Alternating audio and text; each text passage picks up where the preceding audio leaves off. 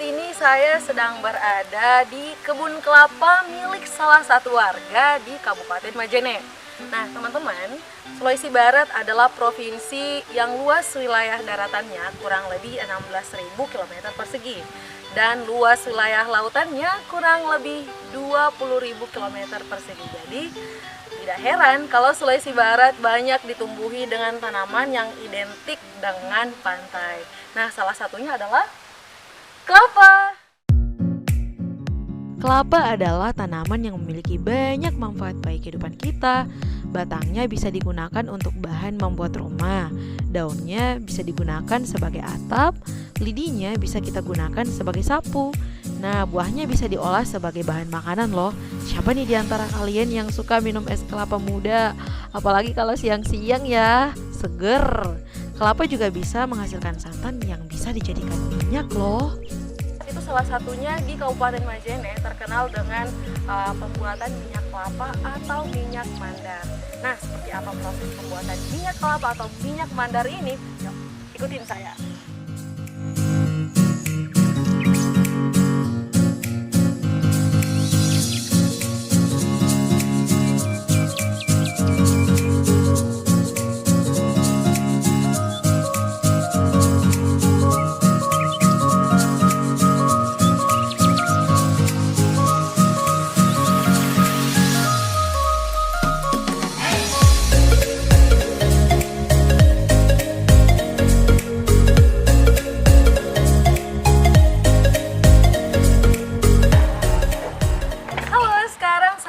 Berada di lingkungan Layongan, Kabupaten Majene. Nah, di belakang saya sudah ada proses penurunan kelapa milik Pak Asis. Ya, milik Pak Asis. Untuk selanjutnya akan diolah menjadi minyak kelapa. Kita ikuti terus prosesnya.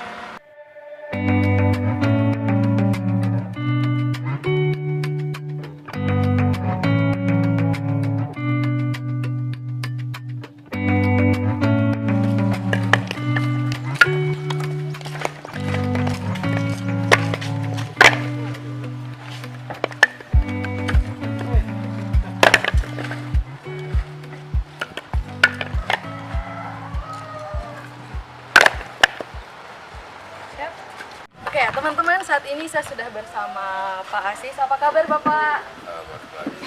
Alhamdulillah. Nah, seperti yang teman-teman lihat, ini di mobil pickup ini sudah diturunkan beberapa. Ini kayaknya ribuan kelapa Pak ya? Ada suaramu. Ini Pak, dalam satu pickup ini bisa dihabiskan sampai berapa kali?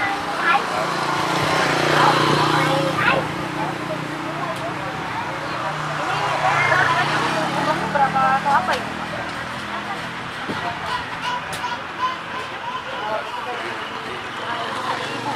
Wah, 1.000 kelapa digunakan untuk pembuatan minyak mandar selama 5 hari.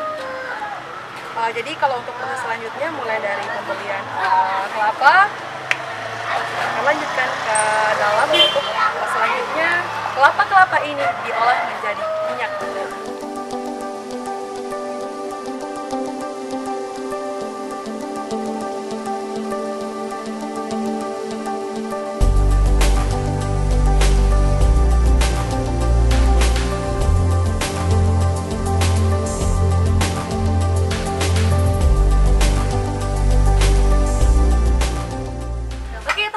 Sekarang saya sudah berada di tempat produksi pembuatan minyak mandar. Di belakang saya sudah ada Bapak Asis dan Ibu Asis. Nah, saya sendiri akan terlibat langsung untuk proses pembuatan minyak mandar. Nah, bagaimana keseruan saya dalam membuat minyak mandar? Ayo, ikutin saya. By the way, saya ganti baju dulu ya. Nah, sekarang saya sudah ganti baju. Saatnya saya melakukan eksekusi proses pembuatan minyak.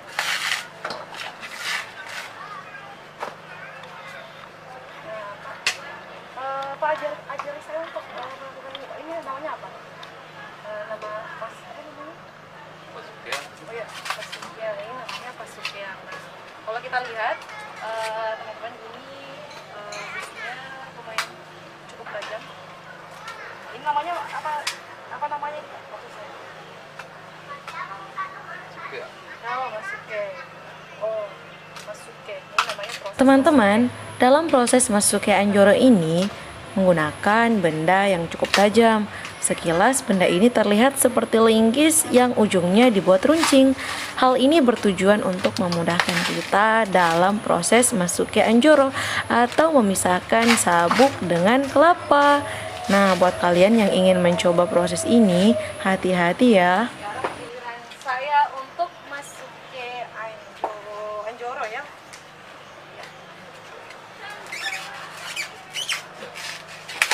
Nah, ini Pak. Taruh.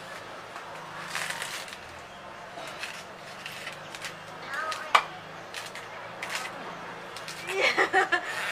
Wih. Keras banget. Keras ternyata. Oh. Wah. Bisa dong. Oh, dari oh berarti bukan ditusuk dari sini Pak ya? Bukan dari sini. Nah, kuncinya.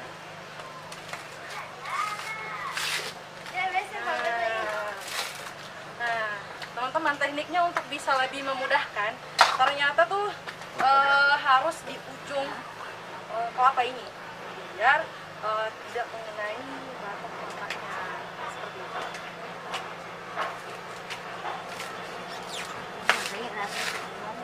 Bukan?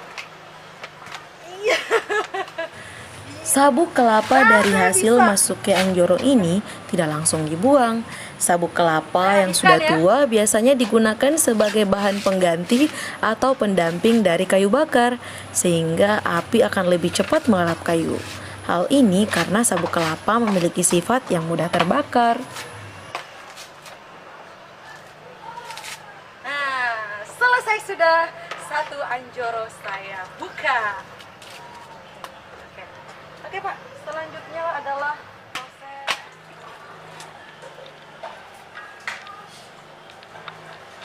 Nah ini apa namanya? Tahap selanjutnya adalah membisa anjoro atau membelah kelapa. Di proses ini kita menggunakan parang secara terbalik atau menggunakan sisi tumpulnya saja. Mengapa demikian? Karena sisi tajam yang lebih tipis pada parang akan membuatnya terpental saat kita menghentakkannya pada tempurung kelapa. Jadi berbahaya. Beda dengan sisi tumpul, sekali hentak langsung dar. Seperti yang saya lakukan ini. Ya, ternyata saya tidak bisa sekali hentak. Ya, maklum, masih baru. Hehe. Nah ternyata di hasil Oh iya, ada hal unik yang bisa kita dapatkan dari membisa anjoro loh. Seperti saya nih, saya mendapatkan tombong anjoro atau kentos kelapa. Nah, kentos kelapa adalah embrio kelapa yang biasanya terdapat di buah kelapa yang sudah tua. Manfaatnya meningkatkan kinerja otak, mencegah anemia, menjaga kesehatan mata, mencegah penyakit liver dan penyakit jantung koroner, menguatkan tulang gigi, serta meningkatkan kinerja ginjal. Wah, banyak ya manfaatnya. Nah, saya makan lagi ah.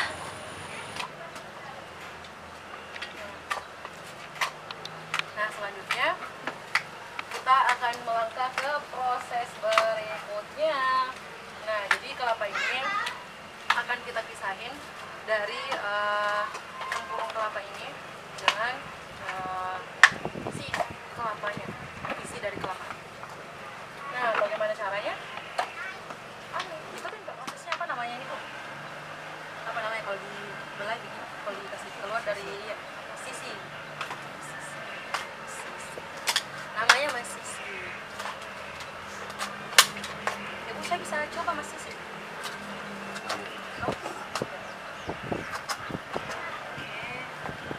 Biasa ya Pak seperti ini. Anu dua nih.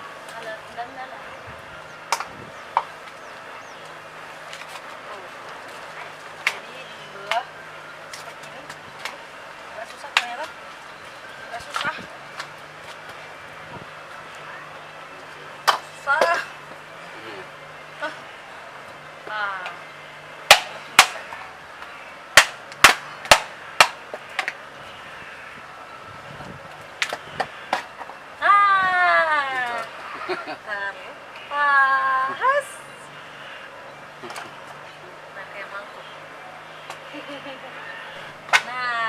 kelapa ini berikutnya akan melalui tahap pemarutan. Tapi sekarang sudah berubah, jadi dulu mungkin pakai parut, sekarang udah pakai mesin. Selain untuk mengefisienkan waktu, tentunya juga akan membuat hasilnya lebih bagus. Teman-teman, tempurung kelapa yang berada di samping saya ini masih bisa dimanfaatkan loh. Nah, biasanya Ibu Asis menjual tempurung kelapa tersebut. Harganya sekitar 1.500 per kilogram.